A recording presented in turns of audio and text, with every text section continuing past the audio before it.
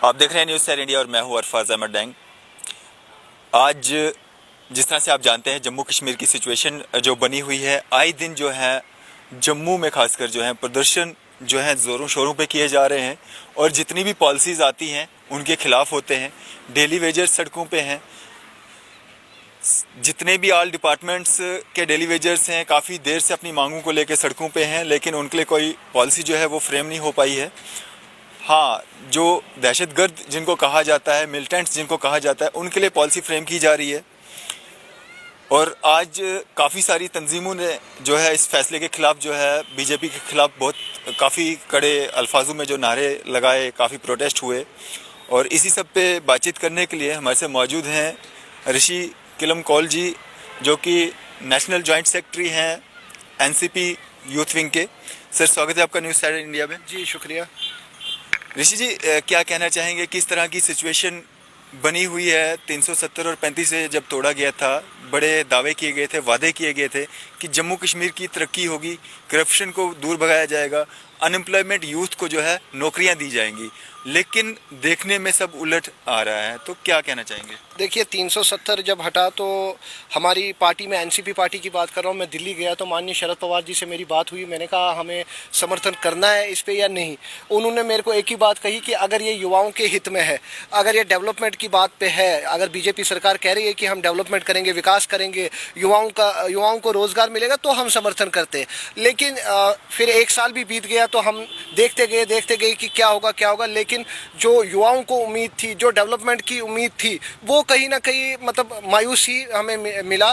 तो युवा देखिए, आप डेली वेजर सड़कों पे है, युवा देखिए क्या हालत है, युवाओं की कंडीशन क्या है, रोजगार नहीं है, बिजनेस तबका देखिए ठप है सारा। तो आखिरकार बीजेपी सरकार ने जो दावे किए थे, या तो उनको पहले सोचना था कि हम ये दावे पूरे कर सकते हैं या नहीं। उन्होंने बिना देखे निशाना चला दिया। उन्होंने सोचा 370 हटाएंगे, 35 से हटाएंगे, तो उसके बाद देखा जाएगा क्या होगा। लेकिन अब देखिए दिन ब दिन आप देखिए यूथ जो है वो काफ़ी मायूस है। यूथ जो है वो अपने आप को ठगा महसूस कर रहा है। जम्मू कश्मीर का जो युवा है, चाहे आप देख लीजिए, अभी जॉब पॉलिसी की बात आई कि 48 साल और 22 साल की बात हुई, 48 एज की। तो आखिरकार ये क्या है? मजाक नहीं है और क्या है? युवाओं के साथ ये मजाक नहीं है और क्या? जो लीडर्स है हमारे वो खाली सियासत करते हैं, उनको युवाओं की कोई चिंता नहीं है, उनको आने वाले फ्यूचर की कोई चिंता नहीं है। वो नहीं चाहते कि यही युवा है जो हमारे भारत का नाम आगे रोशन करेंगे, जो हमारे जम्मू कश्मीर का नाम रोशन करेंगे। लेकिन उन्हें इससे कोई मतलब नहीं है। उन्हें अपनी रोटियां सेकने से मतलब है, अपनी सियासत से मतलब है। तो ऋषि जी, जिस तरह से एक न्यू लैंड लॉ जो है जम्मू कश्मीर के लिए लाया गया था, काफ़ी जो तंजीमों ने इसका अपोज किया, एनसीपी का क्या स्टैंड है इस पे? देखिए मैं आपको ये बताना चाहता हूँ, आप किस लैंड की बात करते हैं। ये वही लैंड है जो शेख अब्दुल्ला साहब के टाइम से ही खोखला हो चुका था। आप किस लैंड की बात करते हैं जिसको डॉक्टर फारूक अब्दुल्ला ने खोखला कर दिया था जब वो सियासत में थे, जिसको महबूबा मुफ्ती ने खोखला कर दिया था जब इन्होंने 99 साल की लीज पे दिया। तब इनको याद नहीं आई कि जम्मू कश्मीर की ज़मीन की बात नहीं। जब रोशनी एक्ट की बात आई, लाखों एकड़ ज़मीन इन्होंने दी, तब इनको याद नहीं आई। ये सिर्फ और सिर्फ एक ड्रामा है, ये लोगों को गुमराह करते हैं। मुझे एक चीज़ बताइए, जब जागीरदारी खत्म की शेख अब्दुल्ला के टाइम पे, उन्होंने कानून निकाला कि 142 कनाल रहेंगे, जागीरदारी खत्म करो। उसके बाद इन्होंने एग्रीकल्चर रिफॉर्म एक्ट दूसरा लागू किया कि 100 कनाल रहेंगे। आखिरकार ये क्या चाहते थे? ये चाहते थे कि जो जागीरदारी जो इन्होंने जागीरदारी छीनी, उनको कुछ भी कंपनसेशन नहीं मिला। उनकी हजारों कनाल जमीन उन्होंने ले ली उस टाइम गवर्नमेंट ने, शेख अब्दुल्ला के टाइम पे। उस टाइम उनको क्यों नहीं मुआवजा मिला? मुझे ये बताइए। जो कश्मीरी पंडित कश्मीर से 35 साल से यहाँ रिफ्यूजी रह रहा है, उसकी जमीन जायदाद घर वहाँ कश्मीर में है, उसके लिए ये सियासत के लीडर क्यों नहीं बात कर रहे हैं? मुझे ये बताइए। अगर हमारी जमीनें वहाँ पे है, हमें भी हर साल जो उसका मुआवजा मिलना चाहिए जमीन का, हमें जो अपना प्रोड्यूस मिलना चाहिए, हमें जो उसका कंपनसेशन मिलना चाहिए, उस टाइम ये सियासत के लीडर चुप क्यों है? क्या ये चाहते थे कि कश्मीरी पंडित को भगाओ यहाँ से? इनका यही सियासत इनकी थी कि जो जमीनें हैं वो हड़प लो। इन्होंने जमीनें तो ऑलरेडी 99 साल की लीज पे दे दी थी। मुझे बताइए, ओबराई पैलेस नहीं है, मुझे बताइए सांबा कोटवा में इंडस्ट्री सेक्टर नहीं है, तो किस जमीन की बात कर रही है? उस जमीन की बात कर रहे हैं जिसको इन्होंने ऑलरेडी बेच दिया है, जिसको इन्होंने ऑलरेडी बाहर की फर्म्स को के नाम पे बेच दिया है। तो आज ये ऐसे झूठ मगरमच्छ के आंसू बहा रहे हैं कि अब यहाँ से बिहार के लोग आएंगे, यूपी के लोग आएंगे। मुझे ये बताइए, इनके शोरूम्स जाके आप देख लीजिए, दिल्ली बम्बई में इनके घर है, है तो फिर उसको भी वापस छीन लो ना। आप देखिए गुड़गांव में इनके मकान है, आप देखिए फॉरेन कंट्रीज में इनके मकान है, बम्बई में, कलकत्ता में, कहाँ कहाँ नहीं इनके बंगले हैं, कहाँ कहाँ इनकी ज़मीन नहीं है। उस टाइम ये क्यों चुप है? और जब यहाँ पे कोई आए, आप ये बात करिए, ये डेवलपमेंट की बात कहते हैं, ये कहते हैं कि हम इंडस्ट्री के लिए ज़मीन देंगे नहीं, 1 इंच ज़मीन नहीं देंगे। अगर आप 1 इंच ज़मीन नहीं देंगे तो रोज़गार कैसे बढ़ेगा? युवाओं के लिए इंडस्ट्री सेक्टर कैसे बढ़ेगा? प्राइवेट जॉब कैसे बढ़ेंगे? तो इसका मतलब आप चाहते हैं बेरोजगारी रहे,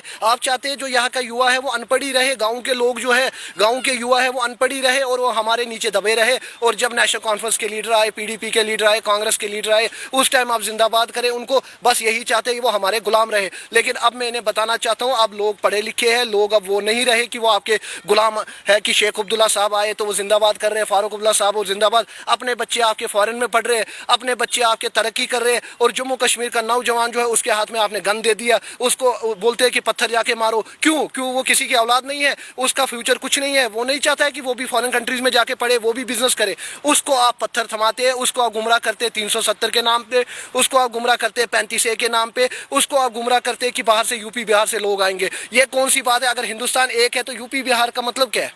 जी, तो ऋषि जी, जिस तरह से आप देख रहे हैं कि जितने भी ऑल डिपार्टमेंट्स के डेली वेजर्स हैं वो सड़कों पे हैं।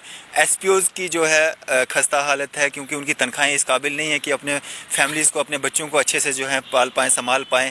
और काफ़ी सारे डिपार्टमेंट्स हैं, एजुकेशन डिपार्टमेंट में कुछ ऐसे लोग हैं जिनको 25 रुपये महीना जो है तनख्वाह दी जाती है, और वो 15-15, 20-20 साल से जो है अपनी सर्विसेज जो है एजुकेशन डिपार्टमेंट में दे रहे हैं। ऐसी कई सारे डिपार्टमेंट्स हैं जिनमें कहीं ना कहीं जो है जो लोग हैं उनका जो है कि एक हिसाब से जो है खून चूसा जा रहा है इन अपने ही डिपार्टमेंट्स के द्वारा।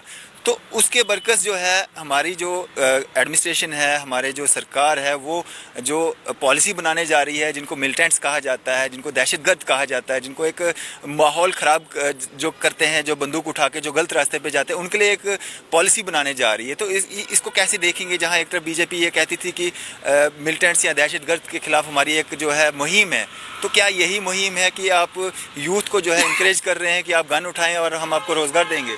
नहीं नहीं, देखिए मैं आपको एक चीज़ बताना चाहता हूँ कि जो कश्मीर के जो मिलिटेंट्स इस टाइम, जो नौजवान मिलिटेंसी की तरफ, गलत डायरेक्शन की तरफ गए हैं, अगर सरकार इसमें ये कुछ पॉलिसी करते हैं कि हम आपको जॉब देंगे, आप जो गन कल्चर है वो छोड़ के, आप बंदूक छोड़ के, आप ड्रग्स छोड़ के, आप गलत रास्ता छोड़ के, आप एक अच्छा नागरिक बने इस देश के, तो इसमें कोई खराबी नहीं है। देखिए जम्मू कश्मीर की जो सियासत के लीडर्स है, ये इस बात पे लेके चुप क्यों है? जो कश्मीर के डॉक्टर फारूक अब्दुल्ला, हमारे पीडीपी के लीडर्स है, ये क्यों चुप है? ये इस पे क्यों नहीं कुछ कहते? क्योंकि हम चाहते हैं कि जम्मू कश्मीर में आतंकवाद जो है वो ख़त्म हो, चाहे दिस वे दैट वे, लेकिन ख़त्म हो।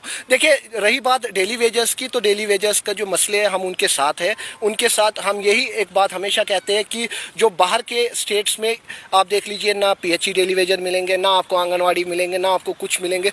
यहाँ जम्मू कश्मीर में ये मसले क्यों हैं? जम्मू कश्मीर में मसले इसलिए क्योंकि ये जो डेली वेजर्स है ये लगाए हैं इन्हीं सियासत लीडर्स से। उस टाइम इन्होंने अपने वोट बैंक के लिए इनको यूज़ किया, इनको एज ए डेली वेजर लगाया। इनके साथ उस टाइम एग्रीमेंट किया नहीं कि हम आपको एज ए डेली वेजर अगर लगाएंगे कितने साल के लिए लगाएंगे, कैसे करेंगे। उस टाइम इनको बोला आगे जाके हम आपको परमिट करेंगे, आपकी तनख्वाह बढ़ेगी। हम सरकार से ये मांग करते हैं सेंट्रल गवर्नमेंट से कि जो वेजेस जो आप बाहर के डेली वेजर्स को दे रहे हैं, जो बेनिफिट्स उनको मिल रहे हैं, जो सैलरी पैकेज उनको मिल रहे हैं, वो जम्मू कश्मीर के डेली वेजर्स को भी दे, उनको सफ़र ना कराए। और रही बात ये जो आप आतंकवाद की बात कर रहे हैं, तो अगर ये आतंकवाद इससे कम हो, अगर हमारे नौजवान जो गलत रास्ते पे जा रहे हैं अगर वो वापस आते हैं, अगर वो गन कल्चर छोड़ते हैं, अगर वो गन की तरफ नहीं जाते, तो इससे अच्छी बात क्या हो सकती है? इस पे हमें क्यों सियासत करनी है, मुझे बताइए। अगर हम उनको जॉब दे के गन कल्चर ख़त्म कर रहे हैं, अगर हम ड्रग्स की तरफ जो युवा जा रहे हैं वो ख़त्म कर रहे हैं, तो हमें इस पर खुशी मनानी चाहिए ना कि हमारे नौजवान जो भटक रहे हैं, जो एनकाउंटर में मारे जा रहे हैं, अगर वो ये सब छोड़ के एक अच्छे नागरिक की तरह रहेंगे, तो इसमें गलत क्या है?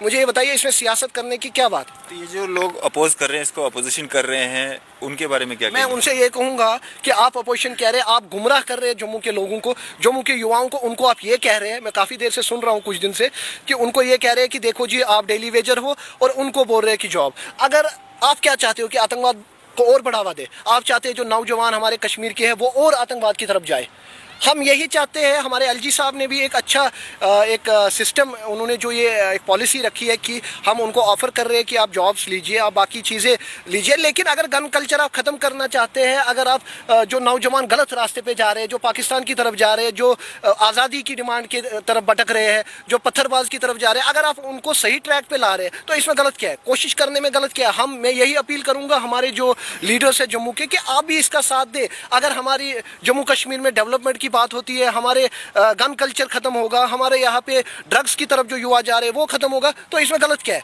तो मैं यही उम्मीद करता हूँ कि आप लोग भी हमारे एलजी साहब का साथ दें। जो ये मिशन चल रहा है, अगर इससे हमारे जो आप देखिए नौजवान मारे जा रहे हैं एनकाउंटर में, 25 साल 30 साल के लड़के मारे जा रहे हैं, अगर वो गन छोड़ के एक सही आम नागरिक की तरह एक अच्छी जिंदगी जिए तो इसमें गलत क्या है? एक जॉब ही तो दे रहे हैं ना। तो अगर जॉब वो करेंगे, गन कल्चर इतना खून खराबा हो रहा है, इतने एनकाउंटर्स हो रहे हैं, इतने हमारे जवान मारे जा रहे हैं, अगर वो सब छोड़ के हम एक जॉब उनको देंगे, जॉब प्रोवाइड करें, तो इसमें गलत क्या है? इस पे सियासत करने की क्या बात है? जो लोग अपनी जॉब्स ईमानदारी से कर रहे हैं उनके लिए गवर्नमेंट के पास जॉब्स नहीं हैं, और जो लोग आतंकवाद का रास्ता अपना रहे हैं उनके लिए इजीली उनको जॉब मिल जाएगी। देखिए, इजीली नहीं मिलेगी, ये हम गलत वे में ले रहे हैं। आतंकवाद एक अलग मसला है, जो डेली वेजर से ये अलग मसला है, उसको हम इसके साथ ना जोड़े। आतंकवाद का जो मसला है वो आज से नहीं है, वो पिछले 35 साल से है, वो 40 साल से है, वो ये मसला नहीं है। हम चाहते हैं कि डेवलपमेंट भी बात भी हो, हम चाहते हैं डेली वेजर्स की बात भी, हम चाहते हैं ये जो आतंकवाद का जो जॉब पॉलिसी की बात कर रहे हैं, ये साइड बाय साइड ये एक मिशन अलग से चल रहा है। लेकिन डेली वेजर्स के जो मसले हैं, जम्मू के नौजवानों की बात जो है, हम ये भी एक एनसीपी की एक डिमांड है कि डोमिसाइल राइट्स जो है वो बने रहे, और जो जॉब्स की यहाँ पे हमारे नौजवानों के लिए जो जम्मू कश्मीर का हक है, जम्मू कश्मीर के नौजवानों का हक है, उनको जॉब्स जो मिलने चाहिए, जो बाहर के आएंगे उनसे पहली प्रेफरेंस हम चाहते हैं जम्मू कश्मीर के नौजवान को मिले, जॉब्स के लिए मिले, उनको ज़मीनों का हक मिले। बाकी रही बात ये जो कह रहे हैं कि बाहर से आएंगे ज़मीनें लेंगे, ये खाली एक गुमराह करने वाली बात है और कुछ भी नहीं। जी सर, जिस तरह से आपने कहा कि आतंकवादी जो अपना गन कल्चर को छोड़ के जो सीधे रास्ते पे आना चाहते हैं उनको जॉब्स प्रोवाइड की जाएंगी, पॉलिसी फ्रेम हो रही है, तो ये जो एसपीओज हमारे 35,000 40,000 एसपीओज जो इसमें सर्विसेज दे रहे हैं अपने बेल्ट फोर्स में, और जम्मू कश्मीर में ही ये वाहिद एक ऐसी बेल्ट फोर्स है जो काम कर रही है, तो क्या इनके लिए कोई पॉलिसी नहीं फ्रेम होनी चाहिए ताकि और अच्छे से जो है अपना काम कर सकें? देखिए, इस स्टेट को पिछले 70 साल से नेशनल कॉन्फ्रेंस, पीडीपी, इन लीडर्स ने इस स्टेट को एक खोखला कर दिया है। आप क्लियर ये देख लीजिए, नेशनल कॉन्फ्रेंस के रूल में शेख अब्दुल्ला के टाइम से ही इस स्टेट को जो नुकसान उठाना पड़ा, चाहे वो कश्मीरी पंडित समाज हो, चाहे जम्मू के डोगरे हो, चाहे कोई भी हो, चाहे कश्मीर के लोग हो, वो जो नुकसान उठा रहे हैं नेशनल कॉन्फ्रेंस के दौर से और पीडीपी के दौर से, उसको सुधारने में काफ़ी टाइम लगता है। ये नहीं है कि एलजी साहब आज हमारे आए तो बस कल ही उन्होंने एसपीओ की बात की, कल ही उन्होंने डेली वेजर्स की। ये आज जो भी कंडीशन इस स्टेट की है, ये इन्हीं की मेहरबानी है। आज जो डेली वेजर्स लगे हैं, आज जो सफ़र कर रहे हैं युवा सड़कों पे, आज जो हमारा बिजनेस तबका सफर कर रहा है, इन्हीं लीडर्स की वजह से, इन्हीं नेशनल कॉन्फ्रेंस की वजह से, इन्हीं पीडीपी की वजह से, इन्हीं सियासत लीडर्स की वजह से। तो हर चीज़ सिस्टम में टाइम लगेगा। रही बात एसपीओ की, रही बात डेली वेजर्स की, रही बात फिजिकल एजुकेशन वालों की, जिसकी भी बात रही, तो धीरे धीरे सारे मसले ठीक होंगे, हमें उम्मीद है। और हमारी पॉलिटिकल जो पार्टी है, हमारी नेशनल कांग्रेस पार्टी एनसीपी ने हाल ही में अभी होम मिनिस्टर साहब को भी लेटर लिखी है, हमने एलजी साहब को भी लिखी है कि ये जो डेली वेजर्स के मसले हैं, इसको वंस फॉर ऑल एक ही बार इस मसले को हल किया जाए। ये नहीं कि आज भी कल भी पेंडिंग हो, और जो बाहर जो उनको सैलरी पैकेजेस है, जम्मू कश्मीर में भी वो लागू हो, बाहर जो वो सैलरी पैकेजेस ले रहे हैं यहाँ भी वो ले। चलिए, शुक्रिया सर हमारे साथ बातचीत करने के लिए और अपना कीमती समय देने के लिए। ये थे हमारे साथ ऋषि कौल किलम जी, जो कि नेशनल जॉइंट सेक्रेटरी हैं यूथ विंग के एनसीपी से, और जिन्होंने अपने व्यूज़ हमारे साथ साझा किए। मैं अरफाज अहमद डैंग, कैमरामैन शाहनवाज के साथ।